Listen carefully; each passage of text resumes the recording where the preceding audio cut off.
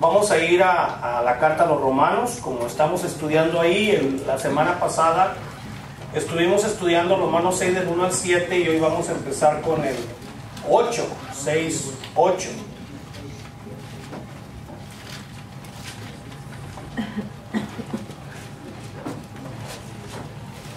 Romanos 6, 8 al 14 es lo que vamos a leer. Así que una buena idea es que usted en su casa esté leyendo, esté estudiando Romanos.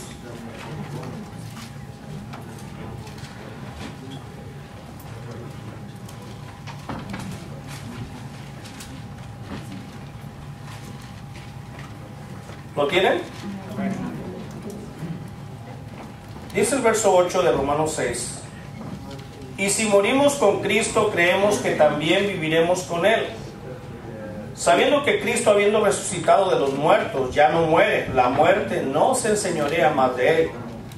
Porque en cuanto murió al pecado, murió una vez por todas, mas en cuanto vive, para Dios vive.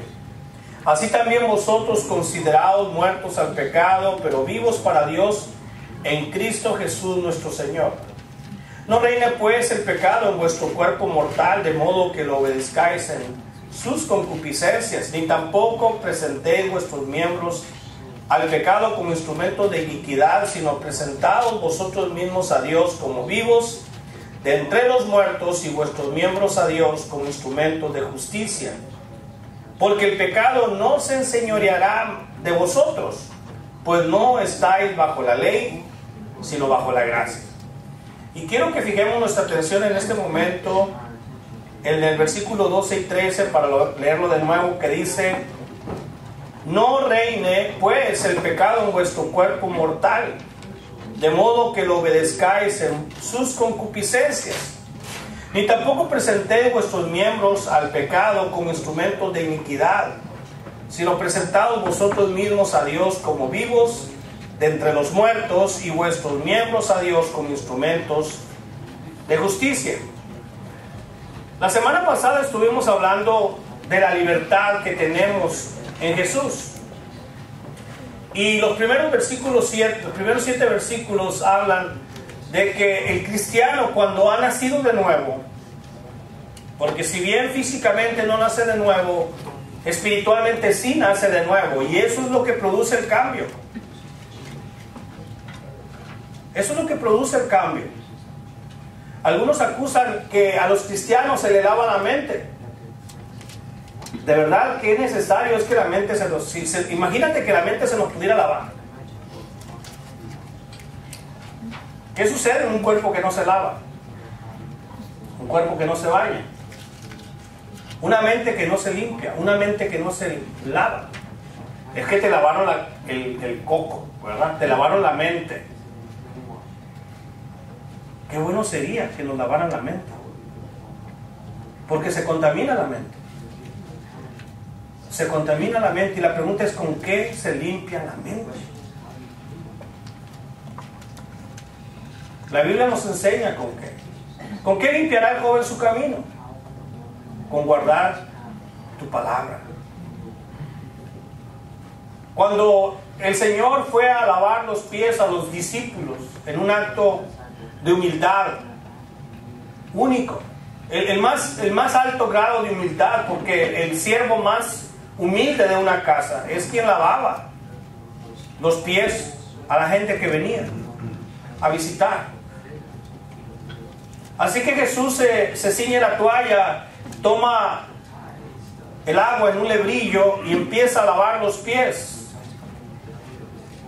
Y cuando llega Pedro no quería.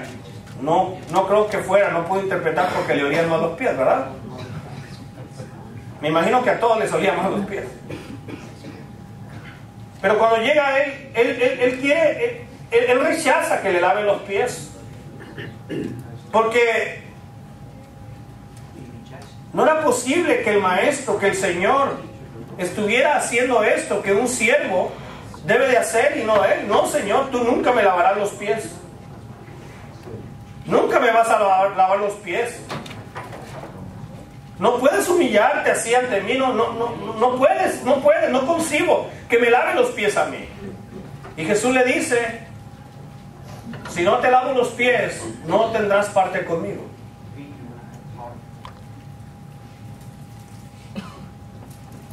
Y entonces reacciona Pedro tan a la forma de él. Y dice, bueno, si es así, lávame hasta la cabeza. Si es para tener parte contigo, no me lave los pies, lávame el cuerpo entero. Y Jesús le contesta, el limpio no necesita, el que está limpio no necesita más que lavarse los pies.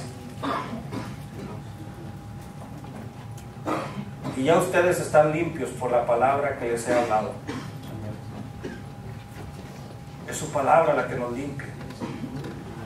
Es la verdad de Dios la que nos limpia.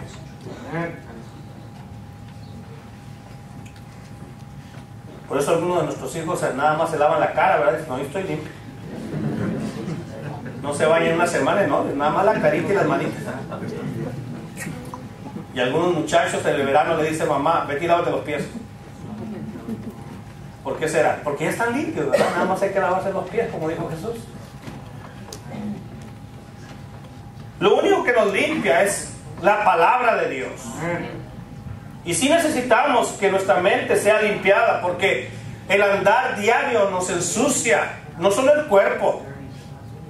El diario andar nos ensucia la mente, nos ensucia el corazón. Y si no lo limpiamos, por eso el hombre es capaz de hacer lo que hace, las cosas terribles que es capaz de hacer. Cuando dicen todo el mundo, pues era bien tranquilo, ¿verdad? Era el mejor de la clase, era esto, era lo otro, era. Pero dejó de ser eso y se convirtió en otra cosa, porque su corazón y su mente se fue contaminando por no limpiarse.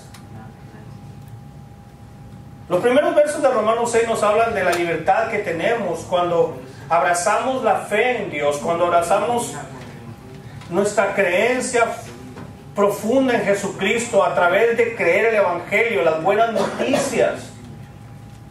Porque eso es el Evangelio.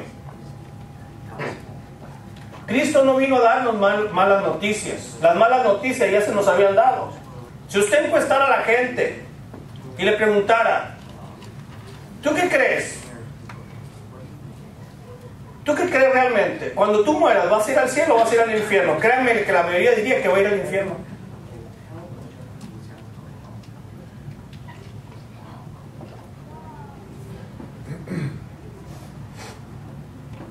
Porque el hombre ya sabe. No lo reconoce a veces. No lo dice. Pero lo sabe. Se lo imagina. ¿Y por qué se lo imagina? ¿Y por qué sabe eso? ¿Por qué lo cree? Por su lejanía de Dios. Por su pecado. La mala noticia es vieja. El Evangelio son nuevas noticias, pero buenas. Ayer sucedió una tragedia en Nepal. ¿Lo escucharon? Un terrible terremoto, malas noticias, por lo menos 1800 muertos. Pero ¿sabes qué? Esta mañana no escuché el Evangelio, no escuché buenas noticias, nuevas noticias buenas. Escuché que ya eran más de 2300 muertos. Las buenas nuevas de Cristo, las buenas noticias en Cristo es que hay perdón para el pecador. La buena noticia es que Dios le dice al pecador, yo no quiero tu muerte, yo quiero que tú vivas. Esa es la buena noticia, yo quiero que tú vivas, yo te doy todo para que tú vivas. Cristo murió para que tú vivas. Ya no tienes que morir, ya no es obligación morir. Ya el pecado no te va a esclavizar. Tú no tienes que ser esclavo del pecado. Ya no va a ser tu Señor. Tú puedes ser libre en Cristo. Esa es la buena noticia. Y el pecado hace dos cosas: te amarra, te sujeta, hace miserable tu vida. El pecado entonces toma control del pecador, toma control de aquel que esclaviza. Pero además le produce una consecuencia eterna, la muerte. Y cuando Cristo nos libera del pecado para otra cosa, entonces nos quita del yugo, del control del pecado. Entonces ya no tiene que ser nuestro amo, Señor, el pecado. Y también nos quita la consecuencia, que es la muerte. La paga del pecado es muerte, dice Romanos, pero el regalo de Dios es vida eterna en Cristo Jesús. Libertad. La semana pasada hablamos de la libertad del pecado. Hoy queremos recordar en Romanos 6:8 que somos libres ahora para otra cosa. Ya no somos libres para el pecado. Hemos muerto para el pecado. Y usted sabe que los muertos no pecan, ¿verdad? Ya no.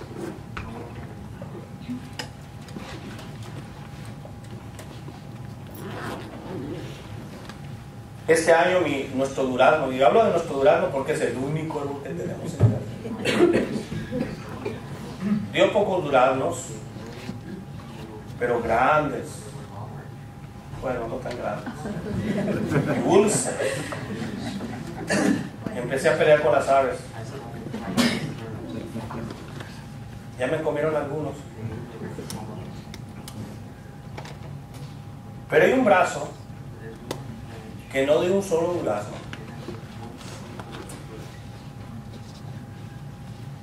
Hubo un brazo completo, tiene 3 brazos, pero un brazo completo no dio un solo durazno. ¿Sabe por qué? Porque está muerto. Ese brazo se murió. Así que en cuanto los duraznos cesen, ¿sabe cuál es el futuro de ese brazo? Cortarlo. Porque está muerto. Como está muerto, no puede producir duraznos. Cuando una persona muere al pecado porque ha sido liberado en Cristo, no está obligado a dar más duraznos. No está obligado a pecar. Pecamos porque queremos. Es cierto que hay una naturaleza todavía que nos insta a pecar. Todavía tenemos malos deseos. Pero la libertad que tenemos ya no es para pecar. Ya no nos debe de saber el pecado. Ya no nos debe de salir bien. Ahora hay algo que nos debe de salir mejor. Del versículo 8 al 14 nos habla de la libertad para crecer. Ese brazo que le digo que está muerto ya no va a crecer, jamás, no va a dar ramas. Solamente que me vaya a alguna tienda que vende ramitas de plástico, ¿verdad? Y le haga perforaciones y le meta ramitas ahí y le quite duraznos a los brazos buenos y se los amarre al otro. Medio va a parecer que tiene vida, pero en realidad está muerto. Hay gente que parece que tiene vida, pero está muerta. Parece, pero no está viva. En Cristo somos libres para crecer, porque todo organismo vivo, como decía nuestro hermano David hace un momento, todo organismo vivo crece y madura.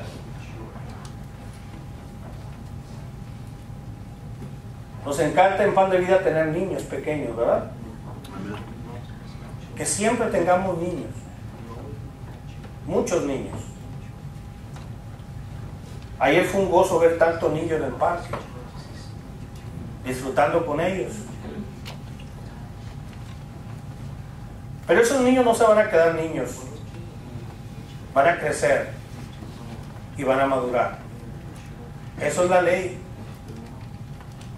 Mateo, que es uno de los más chiquitos que tenemos aquí, va a crecer y va a madurar, y en su momento se va a multiplicar. Eso sucede cuando hay vida. Dice la Escritura que por la fe en Cristo, por el Evangelio, el cristiano, el creyente, muere al pecado, pero no se queda muerto. Muere al pecado, pero vuelve a vivir, dice el versículo 8, Y si morimos con Cristo, creemos que también viviremos con Él. También viviremos con Él. La vida nueva en Cristo significa crecimiento. Esto es natural. Crecer es normal. Crecer es natural. Por un lado, mientras el pecado paga con la muerte, porque eso es el pago. Tú pecas, hay muerte. En cambio, en Cristo nos da vida. En Cristo tenemos vida. Y si morimos con Cristo, creemos que también viviremos con Él. Esto quiere decir que el creyente, el cristiano, en la nueva posición que tiene en Cristo, porque tiene una nueva posición, una cosa es estar esclavo y otra cosa es estar libre. Tenemos una nueva posición, y en la nueva posición que tenemos como personas vivas, no personas muertas, ahora tenemos la posibilidad de seguir creciendo y madurando en esa nueva vida que hemos recibido. Usted puede crecer y madurar. Y la gente crece y madura de forma diferente, a velocidades diferentes. Hay gente que crece muy lentamente, por diferentes razones. Y algunas razones es porque son lentos en oír y en obedecer. Dice una de las leyes de física que la distancia es la velocidad multiplicada por el tiempo, ¿verdad? Se requiere tiempo y se requiere velocidad. Y cuando uno aplica estas dos cosas, nos da una distancia. De tal manera que si la gente corre a más velocidad, puede ganarle a alguien que tiene más tiempo corriendo. Lo puede alcanzar y lo puede rebasar porque va más ligero. Y hay cristianos que toman la fe y toman la vida cristiana y toman la palabra de Dios y toman los valores cristianos de una manera más fuerte, más intensa, y entonces encontramos que esas personas avanzan más. ¿Por qué? Porque tuvieron más velocidad.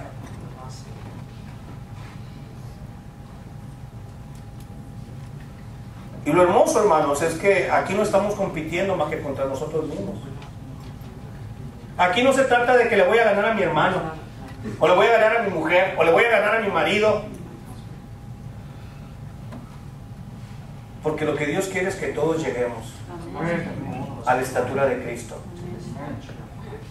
Así que todos podemos ser vencedores y llegar a la estatura de Cristo. Porque no competimos los unos contra los otros. Competimos los unos junto con otros. Estamos en el mismo equipo. Y podemos correr, y podemos crecer, y podemos madurar. Y siguiendo con este pensamiento de que el cristiano ha muerto al pecado, luego Pablo utiliza la ilustración de la muerte y resurrección en los versículos 9 y 10 cuando dice: sabiendo que Cristo, habiendo resucitado de los muertos, ya no muere. La muerte no se enseñorea más de él, porque en cuanto murió al pecado, murió una vez por todas, mas en cuanto vive para Dios, vive. Cuando uno nace de nuevo, ya no vamos a volver a morir espiritualmente hablando. Ya morimos al pecado, ya tenemos una nueva vida, ya no vamos a volver a morir. Es lo que ocurrió con Cristo. Cristo no volverá a morir, ¿cierto? Así que no podemos estar crucificando y sacrificando a Jesús domingo tras domingo, porque Él murió una sola vez por todas. Una sola vez. Una sola vez. ¿Cuál es la regla del pecado? Decía que los pecadores los muertos no pecan, ¿verdad? Y la regla del pecado es que el fin del pecado se encuentra en la muerte. El fin del pecado se encuentra en la muerte. Así que si la muerte queda conquistada, como dice otro pasaje de Romanos que veremos en los próximos domingos, si la muerte queda conquistada, entonces también el pecado ha quedado conquistado por Cristo. Él conquistó la muerte y por ende Él conquistó el pecado.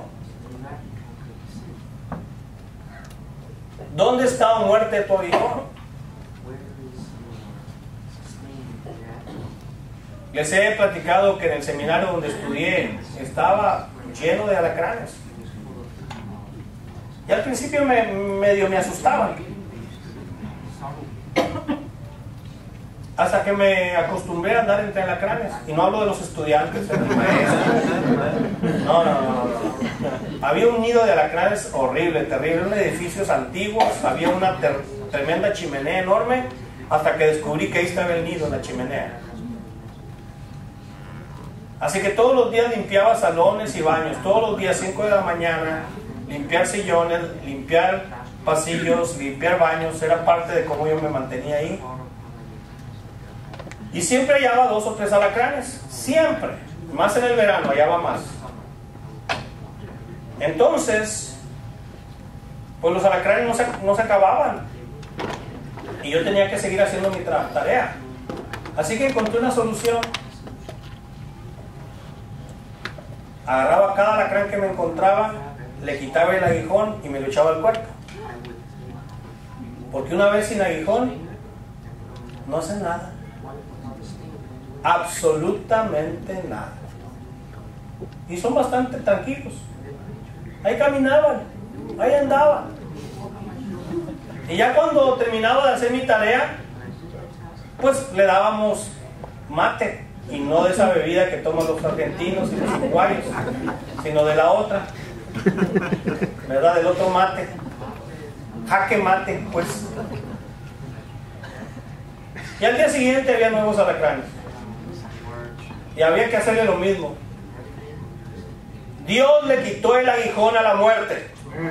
La muerte ya no puede destruirnos. Aquel que confía y cree, aquel que muere en Cristo, no está muerto realmente. Aquel duerme. Y Él conquistó la muerte, y al conquistar la muerte, conquistó el pecado. Al conquistar el pecado, conquistó la muerte. Eso fue lo que Jesús hizo. Por Él y para nosotros. Así que si Él vive, para Dios vive. Cuando el cristiano está vivo, ¿vive para quién? Vive para Dios, porque no puede vivir para un muerto. No puede vivir para el pecado, porque ha muerto al pecado. Y la muerte ya no le hará el daño que le ha hecho al hombre que no tiene libertad en Cristo. Sin embargo, todavía hay una realidad para nosotros, los seres humanos, que todavía no hemos muerto físicamente. Mientras estamos viviendo en este mundo, estamos viviendo en el dominio de Satanás. Y miren, lo voy a decir con claridad, no bajo el dominio, sino que estamos viviendo en el lugar donde Satanás domina. Aquí estamos viviendo todavía, porque no hemos muerto. Dice Efesios 6:12 que en este ambiente donde Satanás domina, imperan las huestes espirituales de maldad. Por eso, hermanos, no estamos en un lugar seguro. El cristiano no está en un lugar seguro. La gente sin Dios tampoco está en un lugar seguro, aunque piensa que sí lo está. Y nosotros tenemos que ser conscientes de que no vivimos en un lugar seguro. Y cuando no vivimos en un lugar seguro, cuando nuestros hijos, cuando nuestros hermanos, cuando nuestra familia, cuando nuestros vecinos no viven en un lugar seguro, que tenemos que tener precauciones, ¿verdad? Y si usted camina por ahí en la calle sin precauciones, y si usted hace lo que hace sin precauciones, va a sufrir tarde o temprano problemas, va a sufrir daños, porque no está considerando en qué camino está y en qué territorio vive.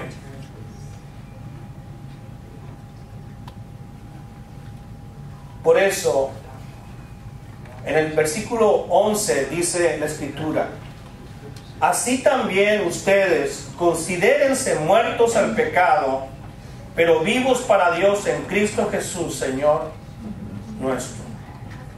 Considérense muertos, pero muertos ¿al qué? Al pecado. Tenemos que considerarnos muertos al pecado. Entonces todo lo que tiene que ver con el pecado Somos inoperantes, no podemos tener conexión con eso, porque estoy muerto para eso. No se trata de que hayamos muerto físicamente, porque estamos vivos, si no, pellizca al vecino y muéstrele que está vivo todavía. Qué literales. No, nada más al que esté dormido. No es que estemos muertos físicamente, pero es necesario considerarnos muertos al pecado. La nueva vida que hemos recibido es para que vivamos para Dios. Eso es lo que dice aquí la palabra de Dios. Es para que vivamos para Dios en Cristo Jesús, Señor nuestro. La vida que tenemos es para vivirla en Dios. Para eso nos la dieron. Para vivirla en Dios. No para vivirla en el pecado. Cuando teníamos esa vida de esclavitud, para eso vivíamos. Pero ahora tenemos libertad y ahora tenemos una nueva vida y para eso vivimos. Y no solamente tenemos el permiso, tenemos el poder. Porque una cosa es tener el permiso, pero no tenemos la manera.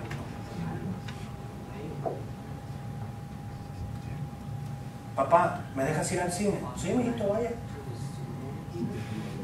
Pero hay un problema. Tú sabrás cómo le haces. No tengo right, tú sabrás. No tengo dinero, pues tú sabrás. Yo te di permiso. ¿Qué más quieres?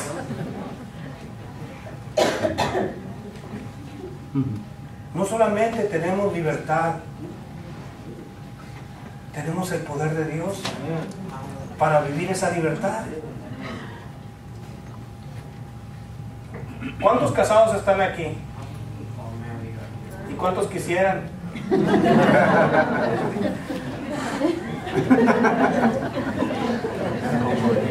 Están muertos. Miren, así de simple. En el momento que yo me casé, moría la soltería. Moría la soltería. Cuando uno era soltero vivía de una manera. Había muchas cosas diferentes. Son muchas las cosas diferentes cuando es soltero. Pero cuando uno se casa, de hecho, previo a casarse empiezan a cambiar cosas.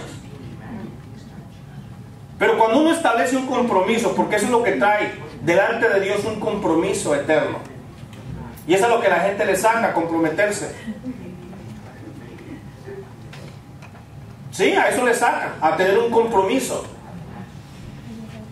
Y la gente vive así sin comprometerse, no se compromete en el trabajo, no se compromete en la comunidad, no se compromete con la familia, no se compromete consigo mismo, no se compromete con aprender, no se compromete. Y cree que es libre porque no se compromete. Es esclavo de la falta de compromiso. Es esclavo de la falta de compromiso. Pero cuando un hombre o una mujer decide comprometerse delante de Dios con otra persona para siempre, porque así es el compromiso, o hasta que la muerte te lleve, digo, alguno de los dos se lo lleve, ¿verdad? Cuando el compromiso es así, las cosas cambian. ¿Sabes por qué podemos comprometernos con Dios?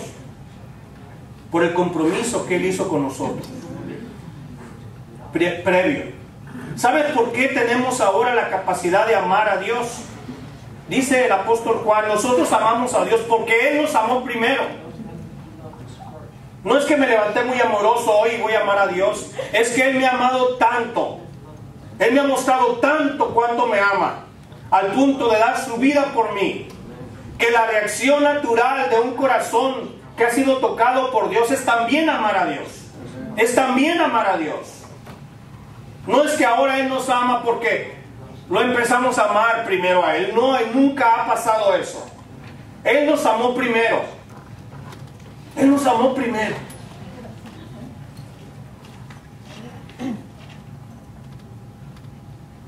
¿Usted conoce gente saludadora? ¿Sí? Buenos días. Se acostumbra, especialmente en los pueblos, allá en Sonora, ¿verdad? Se acostumbra, todo el mundo saluda, buenos días, buenas tardes. En el pueblo de mi esposa no, en el pueblo de mi esposa no son así, ahí dicen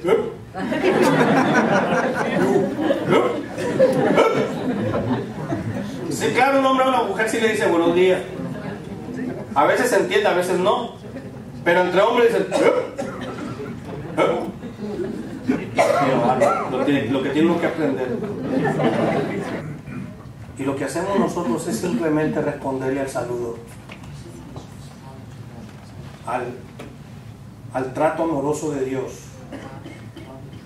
Tenemos que responderle de la misma manera.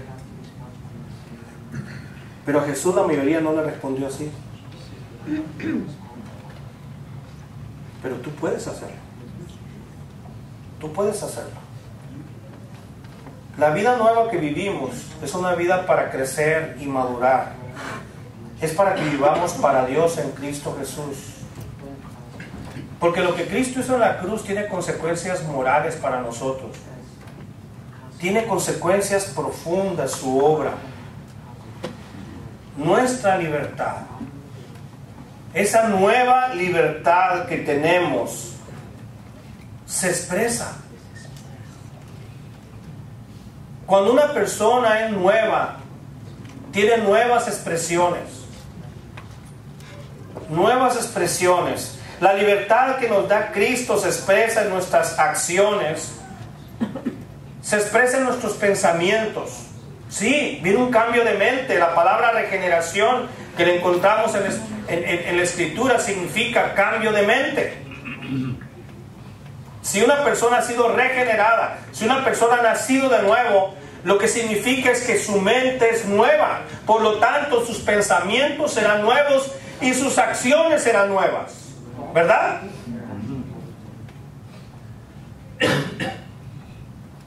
¿Han escuchado eso? Que ya van a empezar a hacer... dicen que van a lograr en 2 años poder cambiarle el cuerpo a una persona. ¿Sí? Lo he escuchado. Y ya hay un candidato, una persona que tiene una enfermedad en todo su cuerpo y ya anda buscando cuerpo nuevo. Ahí no sé si se ofrezca a alguien de donarle su cuerpo. O sea que a la cabeza, a su cerebro le van a poner el cuerpo. Pero ¿y qué tal de los que tienen mala cabeza?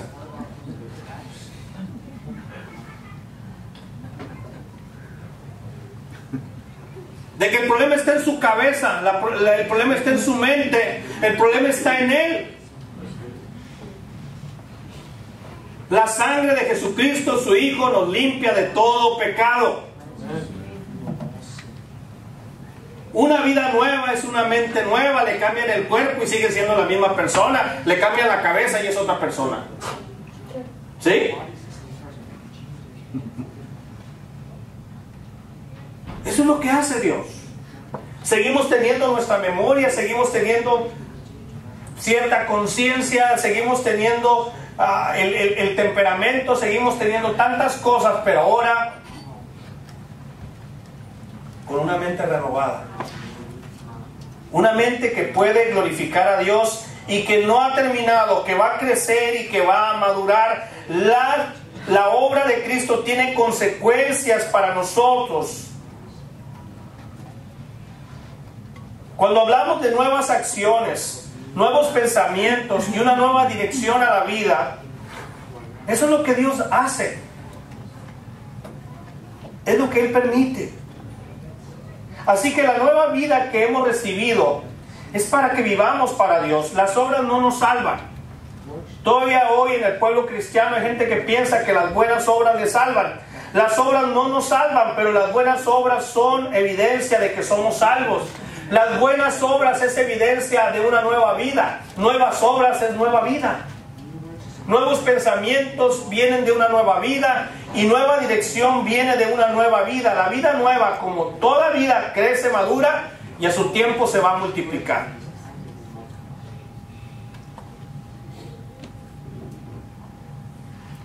Hubo un hombre allá en el siglo V. Era un africano, Agustín de Hipona.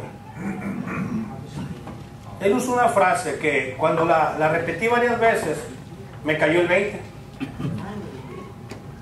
No sé cómo lo voy a traducir. Se lo voy a interpretar. Entendí.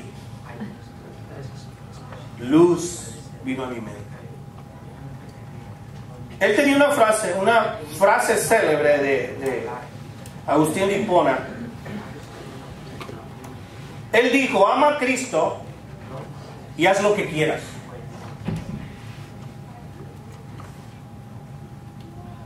Ama a Cristo y haz lo que quieras. Uy, esa frase está buena, ¿verdad? Amo a Cristo y luego hago lo que yo quiera. Pero no fue lo que quiso decir Agustín de Hipona. A primera vista pareciera que está diciendo que el cristiano puede decir que ama a Cristo y después dedicarse a cualquier cosa, aún algo inmoral o pecado. Ya lo que quieras, porque simplemente debes de amar a Cristo y después haz con tu vida lo que tú quieras. Pero cierto hombre se acercó a Jesús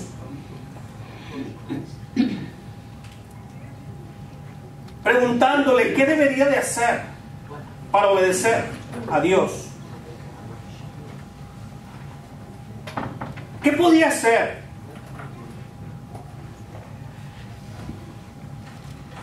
Y entonces Jesús le dijo: toda la ley, toda mi palabra se resume en esto.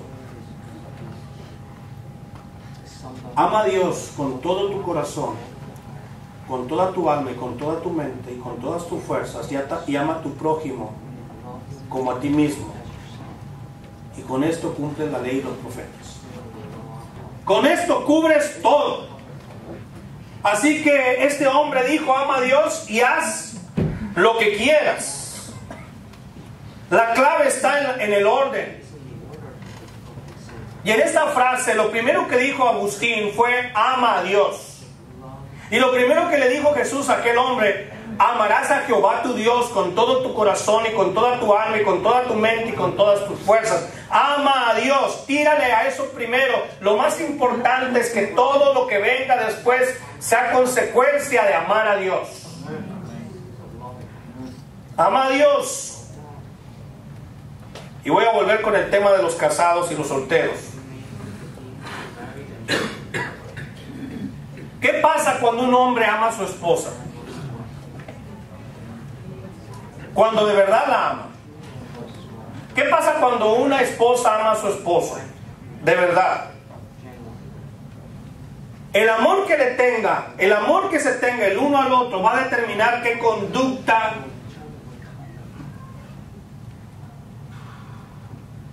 conducta produce. Eso determina. El amor por la esposa o el esposo va a determinar en gran medida qué conducta va a tener hacia ella o hacia él. Si hay un verdadero y profundo amor que está creciendo y madurando, así va a ser su conducta hacia ella. Si no hay ese amor, va a ser otra conducta. ¿Sí o no? El amor lo determina. Si tú amas a Dios, de verdad amas a Dios como Él merece ser amado, va a determinar qué conducta tienes hacia Dios. Así que cuando se te dice, cuando Agustín dijo ama a Dios y haz lo que quieras, está diciendo si de verdad es tu amor hacia Dios, va a determinar qué conducta vas a tener en tu vida. Cómo te vas a conducir ante aquel que amas, cómo vas a hablar, cómo vas a pensar y cuál va a ser tu interés en la vida, tu meta en tu vida. Si amas a Dios, todo eso lo va a determinar tu amor.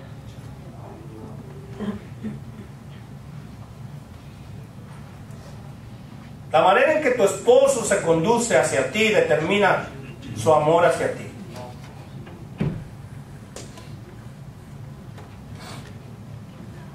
Tu manera en que tú te conduces con tu esposo es determinado por el amor que le tienes o la falta de amor que le tienes. Eso es congruencia. ¿Amas poco? Tu conducta será pobre. ¿Amas mucho? Tu conducta será rica. Porque eso lo determina. La clave está en el orden de la frase. Ama a Cristo. Sabes, en el matrimonio hay mucha libertad. Pero el amor que se tenga el uno al otro va a determinar en gran medida esa libertad. Esa libertad. De la misma manera, hermanos y amigos, y con esto concluimos, el cristiano que de verdad ama a Cristo no va a usar su libertad mal. El cristiano que de verdad ama a Cristo no va a usar su libertad para hacer lo que quiera y para vivir en pecado.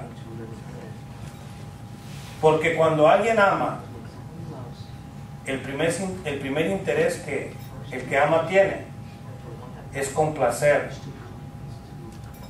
y agradar al que ama. Y cuando alguien ama a Dios, su primer interés es agradar y complacer a Dios. Y va a pensar como va a pensar, y va a vivir como va a vivir, y va a anhelar como va a anhelar, basado en el amor que tiene. Basado en el amor que tiene. Si tú eres alguien que ya tiene la libertad en Cristo, hay cosas que examinar en la manera en que aplicas en tu vida esa libertad. Si estás aquí esta mañana y puedes reconocer, yo todavía no tengo esa libertad, déjame decirte que si Dios ha provocado esta mañana fe en tu corazón, hoy puedes pedir a Dios esa libertad.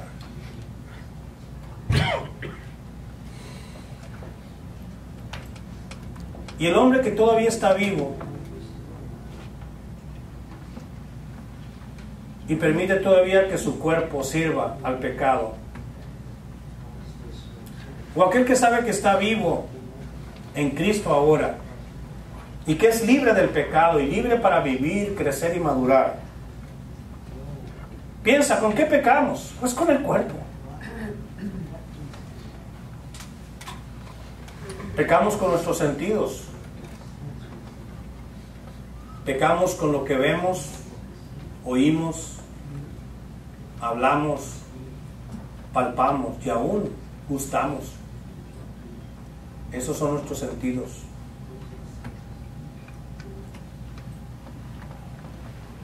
Piensa primero en tus ojos y oídos. Usted es libre para usarlos de la mejor manera, de la manera que más le convenga. Usted es libre para usar sus ojos y oídos. Pero déjame decirte, para ti que dices amar a Dios y para mí que digo amar a Dios, piensa con cuidado. ¿Te has puesto a pensar en lo que entra por tus ojos?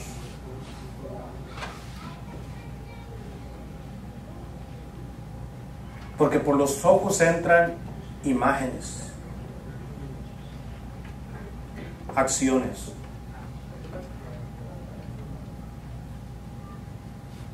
Piensa primero en tus ojos. ¿Qué entra por tus ojos? ¿Y qué permites que entre por tus oídos?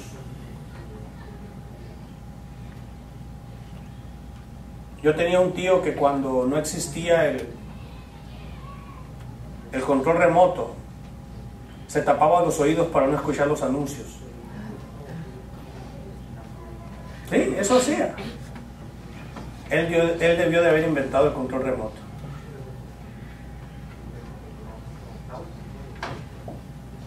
Pero tú determinas lo que entra por tus oídos. Tú determinas lo que ves. Es lo que tú permites.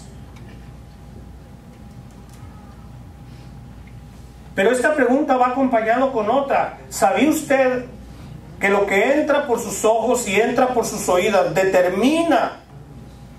tiene gran influencia en lo que usted es como cristiano? Escúcheme, lo que usted es como cristiano, lo que usted ve y lo que usted oye, determina en gran manera, influye en gran manera en lo que usted es como cristiano.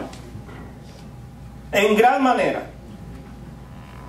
Por ejemplo, si usted invierte mucho tiempo o poco tiempo viendo telenovelas, viendo películas y programas inmorales en televisión, si usted usa su tiempo haciendo esto, o escuchar música que constantemente está hablando de inmoralidad y libertinaje, de drogas, de muerte, etcétera. Si usted permite, lee material o mira material pornográfico, poco a poco va a afectar su vida.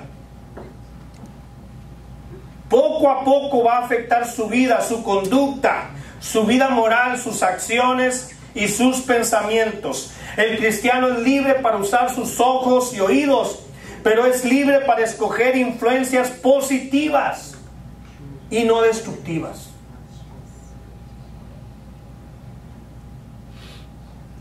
¿Qué tal la lengua? ¿Cómo usamos la lengua?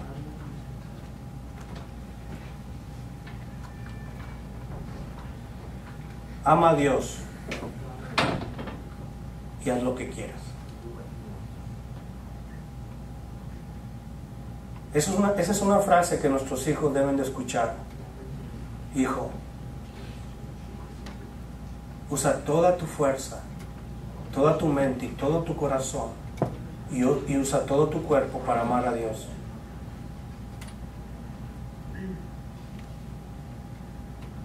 Y haz lo que quieras. Y haz lo que quieras.